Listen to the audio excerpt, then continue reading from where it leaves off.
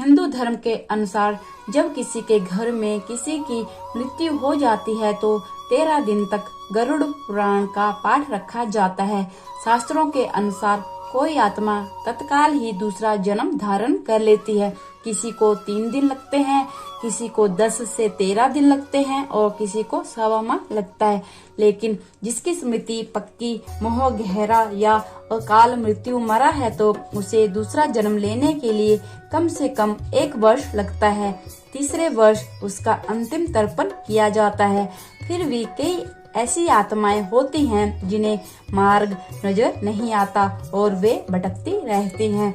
हरे कृष्णा, मेरे channel divine कोमल में आपका स्वागत है। मेरी ये वीडियो आपको अच्छी लगे तो चैनल को सब्सक्राइब करना ना भूलें और साथ में ही बेल आइकन को जरूर प्रेस करें जिससे आने वाली वीडियो की नोटिफिकेशन आपको मिल सके। तो वीडियो को शुरू करते हैं। गरुड़ पुराण में बताया गया है कि आत्मा लगभग 13 दिनों तक उसी घर में निवास करती है। ऐसी स्थिति में यदि घर में गरुड़ पुराण का नियमित पाठ किया जाता है तो इसके श्रवण मात्र से ही आत्मा को शांति तथा मोक्ष की प्राप्ति संभव हो जाती है। इसके अलावा इसमें जीवन से जुड़े 7 ऐसे महत्वपूर्ण नियम बताए गए हैं जिनका पालन प्रत्येक व्यक्ति को बड़ी ही सहजता के साथ करना चाहिए। एक बार गरुड़ ने भगवान विष्णु से प्राणियों की मृत्यु, यमलोक यात्रा, नरक योनियों तथा सद्गति के बारे में अनेक गूढ़ रहस्य युक्त प्रश्न पूछे। उन्हीं प्रश्नों का भगवान विष्णु ने सविस्तार उत्तर दिया। गरुड़ पुराण में स्वर्ग, नरक, पाप पुण्य के अलावा और भी बहुत कुछ है। उसमें ज्ञान, विज्ञान, नीति, नियम और धर्म की बातें हैं। गरुड़ पुराण में एक ओर जहां मौत का रहस्य और दूसरी ओर जीवन का रहस्य छिपा हुआ है। गरुड़ पुराण से हमें कई तरह की शिक्षाएं मिलती हैं। गरुड़ पुराण में मृत्यु के पहले और बाद की स्थिति के बारे में बताया गया है। ये पुराण भगवान विष्णु की भक्ति और उनके ज्ञान पर आधारित है। प्रत्येक व्यक्ति को ये पुराण पढ़ना चाहिए। गरुड़ पुराण हिंदू धर्म के प्रसिद्ध धार्मिक ग्रंथों में से एक है। 18 पुराणों में से एक माना जाता है।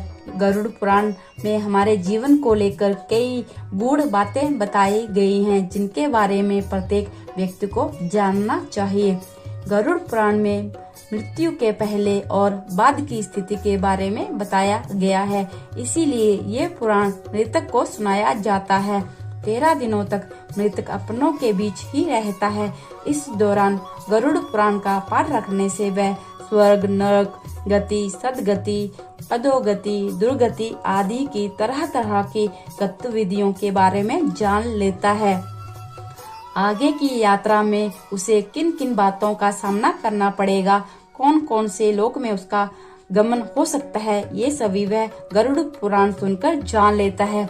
जब मृत्यु के उपरांत घर में गरुड़ पुराण का पाठ होता है तो इस बहाने मृतक के परिजन ये जान लेते हैं कि बुराई क्या है और सद्गति किस तरह के कर्मों से मिलती है, ताकि मृतक और उसके परिजन दोनों ही भली भांति ये जान लें कि उच्च लोक की यात्रा करने के लिए कौन कौन से कर्म करने चाहिए।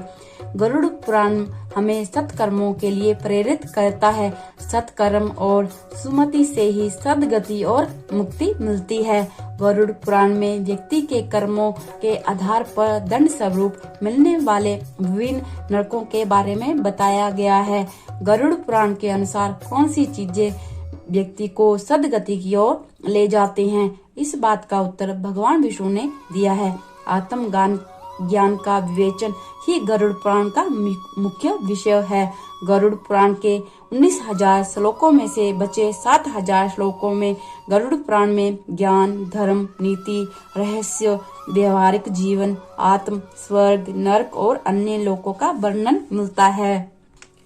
इसमें भक्ति, ज्ञान, वैराग्य, सदाचार, निष्काम कर्म की महिमा के साथ यज्ञ, दान, तप, तीर्थ आदि शुभ कर्मों के सर्वसाधारण को प्रवृत्त करने के लिए अनेक लौकिक और परलौकिक फलों का वर्णन किया गया है।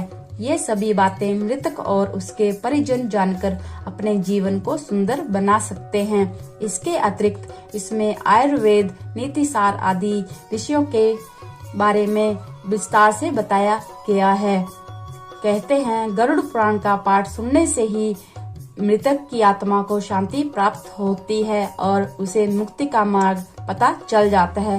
वह अपने सारे संताप को भूलकर प्रभु मार्ग पर चलकर सद्गति प्राप्त कर या तो फिर पितरलोक में चला जाता है या पुनः मनुष्य योनि में जन्म ले लेता है। उसे प्रेत बनकर भटकना नहीं पड़ता। गरुड़ पुराण में 84 लाख नरकों का वर्णन बताया गया है और इनमें से 16 नरक को घोर नरक बताया गया है। गीता में भगवान कृष्ण ने कहा है, नैनम छिदन्ति शस्त्राणि नैनम दहति पावकः न चैनम कलदे अंत्यापो न शोष्यति मारुतः। अर्थात श्री कृष्ण कहते हैं कि हे अर्जुन, ये आत्मा अजर अमर होती है। इसे ना तो आग से जला सकते और ना ही पानी से भिगो सकते हैं और ना ही हवा इसे सुखा सकती है और ना ही इसे कोई अस्त्र शस्त्र काट सकता है। आत्मा का विनाश कोई नहीं कर सकता। ये शरीर विनाशी है और आत्मा अविनाशी। जन्म या मृत्यु सिर्फ शरीर का होता है, आत्मा का नहीं। आत्मा को दुनिया के किसी अस्त्र शस्त्र से ना तो काटा जा सकता है और ना ही इसे अग्नि से जलाकर नष्ट किया जा सकता है। यहाँ भगवान कृष्ण के कहने का तात्पर्य यह है कि मानव जिसे जन्म या मृत्यु समझता है, वास्तव में ऐसा कुछ नहीं होता। जन्म या मृत्यु इस नश्वर शरीर की होती है। आत्मा तो जन्म मृत्यु से परे है। आत्मा अजर अमर और शाश्वत होती है। आशा करती हूँ आपको ये वीडियो पसंद आई होगी, तो वीडियो को लाइक करना ना भूलें। हरे कृष्णा, धन्यवाद।